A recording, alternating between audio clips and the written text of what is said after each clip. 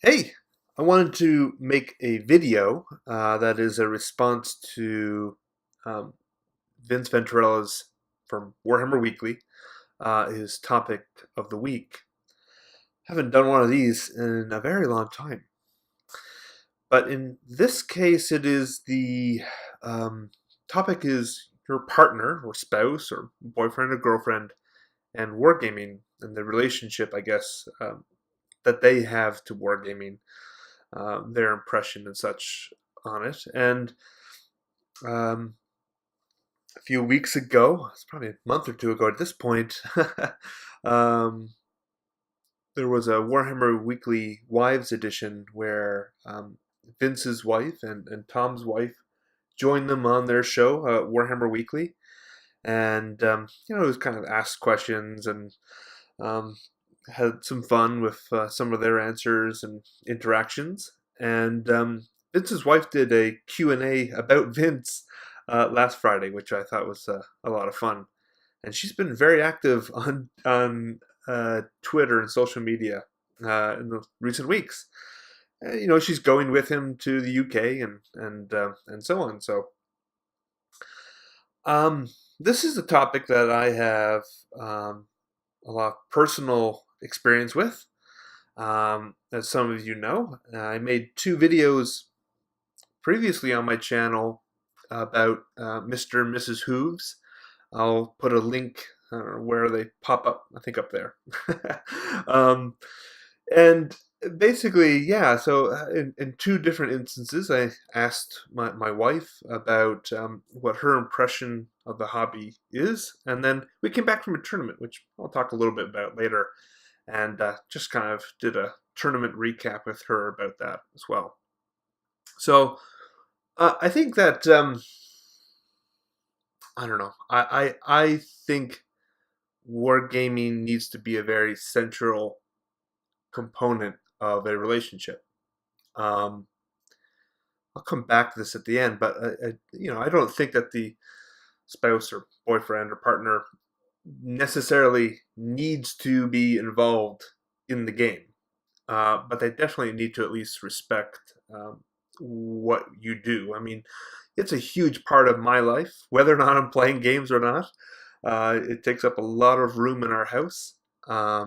We move very frequently, as many of you know, and probably about a third of like the moving truck is just Warhammer books and models and stuff. So, and everywhere we go, um, since we've been together, we've had a hobby room. So, I mean, that's an extra expense to ensure that I have a space where I can uh, put my stuff and so on. And she doesn't really have the equivalent. And on top of that, often that hobby room is the main bedroom. So she's been very relaxed about kind of priorities, and she doesn't really uh, begrudge me that type of time and space. But our relationship started with gaming, not wargaming necessarily. I play a lot of video games as well. Sometimes it interferes with my painting and hobbying, but I'm a huge fan of World of Warcraft, and there've been times of in my life where, like many who play that game, can be rather obsessive. But anyway, we met in World of Warcraft, so we're actually one of those fabled WoW couples. I didn't know her personally. We met in our guild, and we were actually across borders. She was in the United States, and I was in Canada. And but we're only about 2 hours drive away because we were both right on the border. And so that's mostly where the relationship started. We became good friends in game, and then wanted to kind of meet each other. It's not too uncommon for people within the guild to kind of do that. I've met a number of really good friends in WoW, and she knew that I played Warhammer. Came up a couple times, and she thought that her son would really enjoy playing, and so that's basically the reason why we decided to meet, and I showed her the collection that I had, and showed her the rules, and this is basically how the game would work. And we kind of hit it off from there.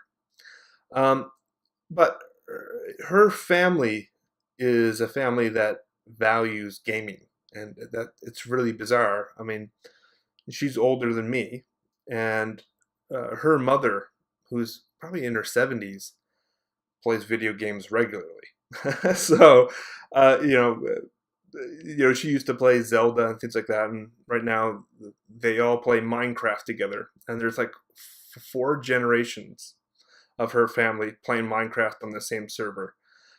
So there's no stigma about wasting time or something like this. I mean, gaming is it's what we do when we're not working, right? It's a fun way to kind of relax. So for me personally, one of the great milestones in the hobby was the first Christmas that we ever spent together, because that was the first time I actually received Warhammer as a gift. I'd been in the hobby for 10 years at that point, and every single model was something that I bought on my own. My parents kind of reluctantly support me in the hobby. There have been a few instances where they helped me get to a grand tournament one time, but they've never bought a model for me. I don't begrudge that. They're just not interested in it. They don't understand the game. Because I also play World of Warcraft, they constantly mistake Warcraft for Warhammer and vice versa. They don't understand the difference. I imagine that happens a lot. So anyways, that first Christmas was a lot of fun. And, I gave her a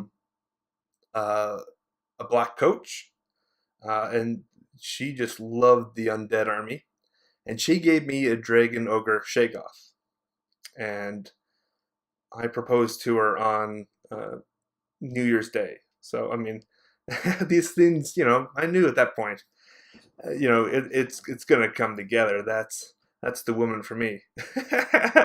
She gives me a nice dragon ogre, and that's good. But I'm very fortunate that she appreciates models. New releases come out, I'll show it to her, and she gets excited.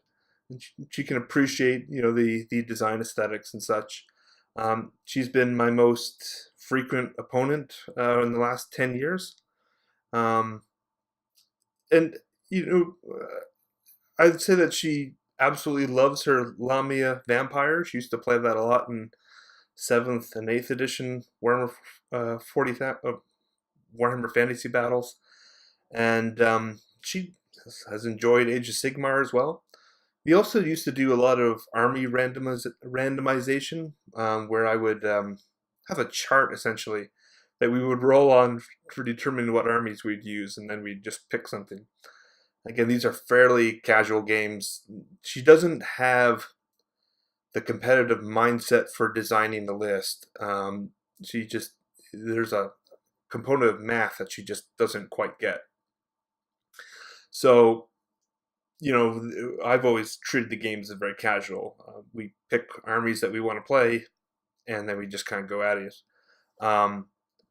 But, she's a little bit more competitive than me, ironically.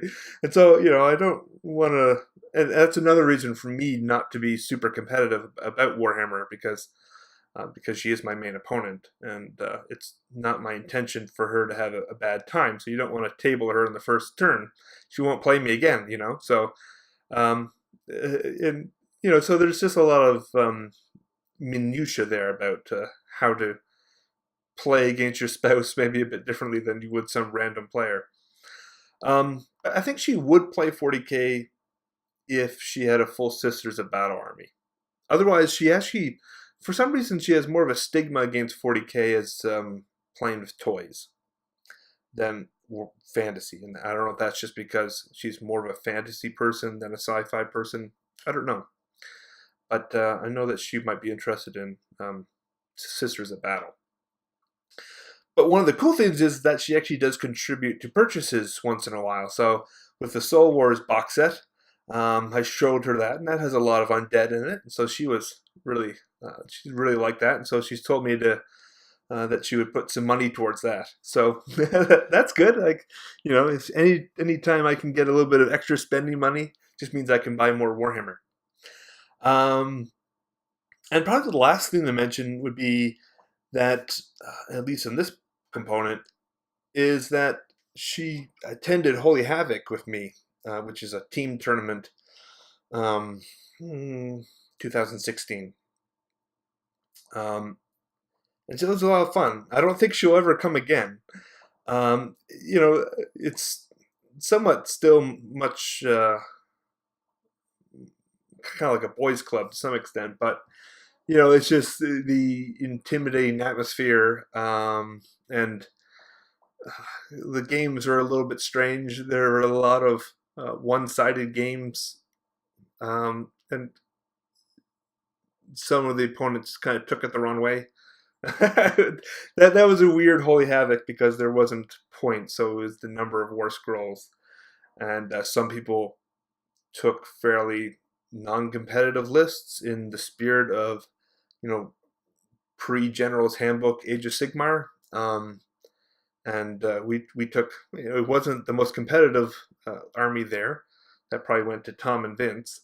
Um, but we took a reasonably competitive army that you could certainly get to a point where the Mongol are just invincible, and Nagash is just invincible essentially. So she didn't like um, she didn't like it when people were not happy. So I don't know if she'll ever come again to one of those tournaments. I thought it was a lot of fun, and I was thrilled that she wanted to actually come with me. But she practiced and practiced and practiced, and we had to play that army list, for a month before the tournament, so that she felt reasonably confident with what she was doing. So I think that's basically it. I mean, yeah. So obviously she's enormously supportive of the hobby, and I kind of need that. Like, again, I don't think that your partner necessarily must play or even be interested. Um, but I think respect and support is something that is just a component of any good relationship.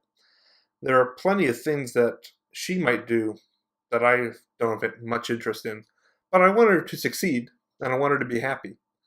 And for those reasons, I think it's just important to always have some level of support.